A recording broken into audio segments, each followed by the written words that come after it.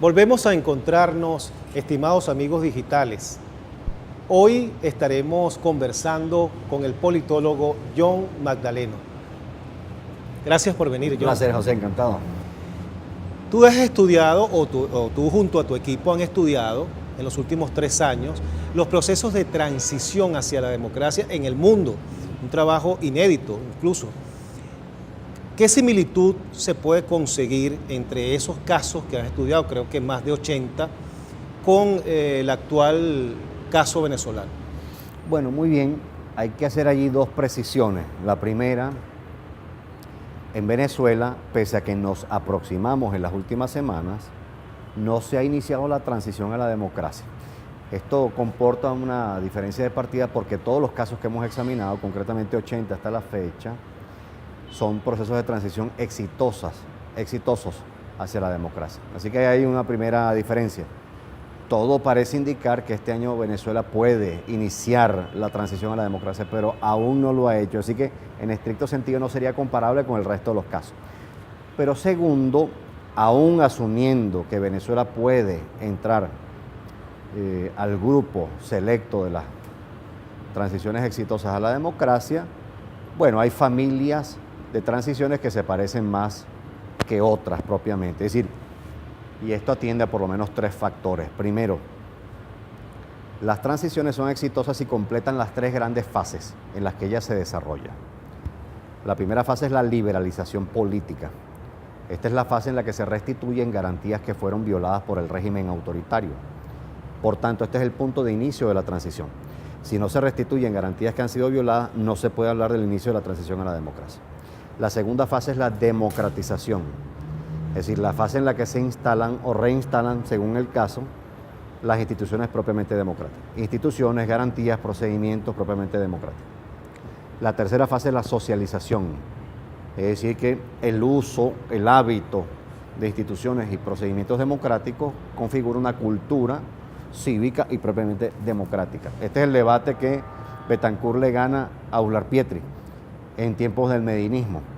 AD formula tempranamente la demanda de cambio político y la demanda de introducción de elecciones libres y universales. Y la respuesta de Uslar en tiempos de Medina era, bueno, esta sociedad no está preparada para la introducción de un mecanismo tan revolucionario para el momento como las elecciones libres y universales. Y la respuesta ulterior de AD y de Betancourt es, bueno, ¿y cómo va a estar esta sociedad habituada a ejercitar estas garantías y estos procedimientos si no puede disponer de ellos? Es decir, si no puede hacer uso de elecciones.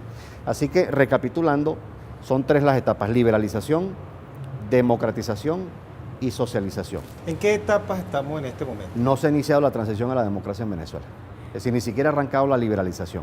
Lo que está ocurriendo es que nos aproximamos, en la medida en que por un lado hay más presiones y amenazas para el régimen autoritario, pero simultáneamente por primera vez se formalizan de manera pública incentivos y estímulos para que algunos factores de la coalición dominante que le da soporte hasta la fecha al régimen autoritario considere, por un lado, restituir garantías o que se produzca una fractura.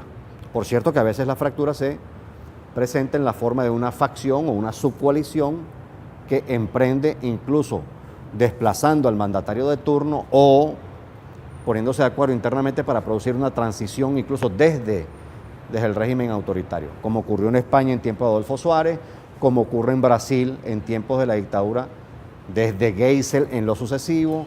Ahí hay un proceso de restitución progresiva de garantías y luego, en el caso de Brasil específicamente, Tancredo Neves no hubiera ganado si los militares no lo hubieran permitido, porque para que nuestros televidentes puedan escuchar bien la historia, la verdad es que esa elección presidencial de la que resulta electo Tancredo Neves no era competitiva, era de segundo grado. Los militares controlaban los colegios electorales y aún así la dirección política participa.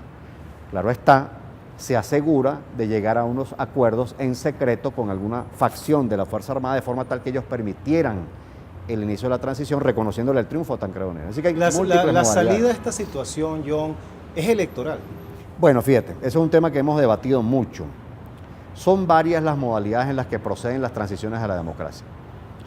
La que reúne el menor número de casos de los 80 es la intervención militar extranjera. De los 80 casos, apenas 7 procedieron por intervención militar extranjera.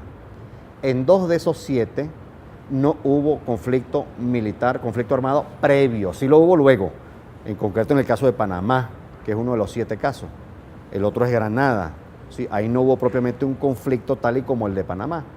Pero en el resto, los 5 casos restantes de esos 7 comportaron la intervención militar en la medida en que primero hubo un conflicto armado. Es decir, el conflicto armado parece que eleva la probabilidad de una intervención militar extranjera. La segunda modalidad gruesa es lo que se conoce en la literatura como el colapso o el quiebre del régimen autoritario. Esto quiere decir que se fractura dramáticamente, por cierto, la coalición dominante.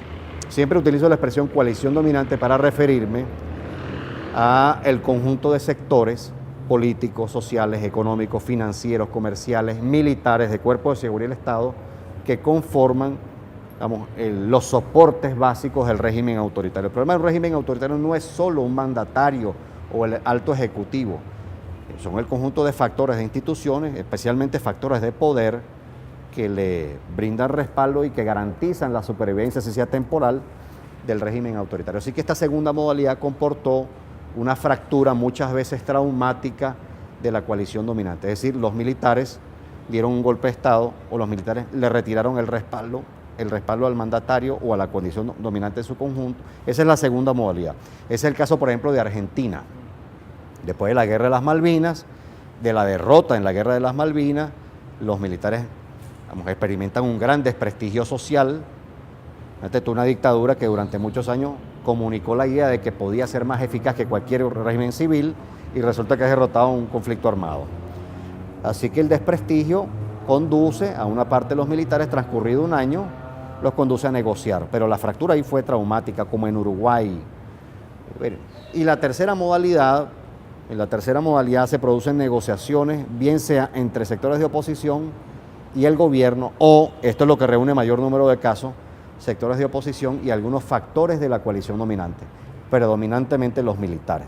Así que lo esencial, son 3, de forma gruesa, son 3 las modalidades por las cuales procede. Claro está, cada modalidad tiene múltiples variantes, pero es o intervención militar extranjera, o es una fractura que atraviesa incluso la Fuerza Armada y que por lo regular se manifiesta de forma traumática, ese es el colapso o el quiebre, o una transición negociada.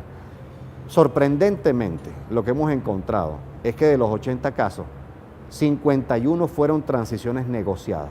Así que quien dice no se negocia con delincuentes, en verdad está negando que en 51 casos se produjo una transición negociada. Porque la gente, desde luego, en Venezuela, como han fracasado 3 rondas de conversaciones, asimila la idea de que gobierno y oposición, si se reúnen, no conducen ningún arreglo. Bueno, pero es que las negociaciones no solo proceden entre oposición y gobierno, también proceden entre oposición y otros factores de poder. Todos los caminos llegan al diálogo al final. Bueno, eso sería lo ideal, eso sería lo ideal. Pero claro está, para que haya negociación, ambas partes tienen que transigir, ese es el desafío. Bueno, John, muchas gracias por asistir a la entrevista en exclusiva. Y ustedes, queridos amigos digitales, volveremos a vernos.